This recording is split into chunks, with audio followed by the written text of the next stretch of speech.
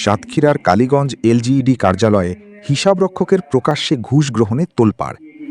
আইটিভির সাতক্ষীরা প্রতিনিধি মোকাররম বিল্লাহ ইমনের পাঠানো তথ্য ও ভিডিও চিত্রে বিস্তারিত।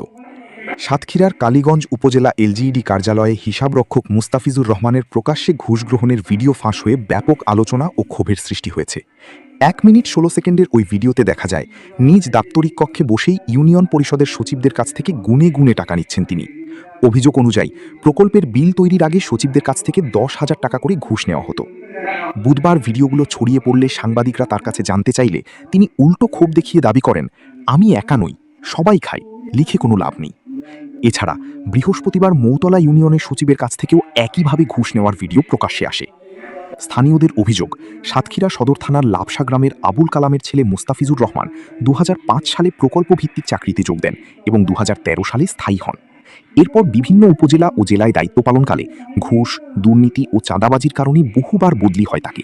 এমনকি তালা উপজেলায় ঘুষ কেলেঙ্কারিতে পত্রিকার শিরোনামও হয়েছিলেন তিনি।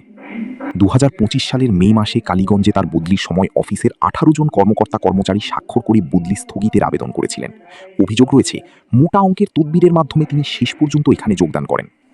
স্থানীয় ঠিকাদারদের দাবি, নতুন কাজের চুক্তি, কার্যাদেশ বা বিলের জন্য তাকে নিয়মিত 5 থেকে 10,000 টাকা ঘুষ দিতে হয়। বরাদ্দ বেশি হলে ঘুষের পরিমাণও বাড়ে। বিল বা ফাইল দ্রুত সম্পন্ন করতে হলে বড়বাবু খ্যাত মুস্তাফিজের চাহিদা মেটানো বাধ্যতামূলক। এছাড়া বাড়ির প্ল্যান অনুমোদনের নামেও সাধারণ মানুষের কাছ থেকে 50,000 টাকা পর্যন্ত হাতিয়ে নেওয়ার অভিযোগ রয়েছে। পরিচয় গোপন রেখে কথা বললে তিনি নিজেই 1% স্কোয়ার ফুট চার্জ ছাড়াও ইউএনও, এসি ল্যান্ড ও প্রকৌশলীর নামে অতিরিক্ত টাকার দাবি করেন।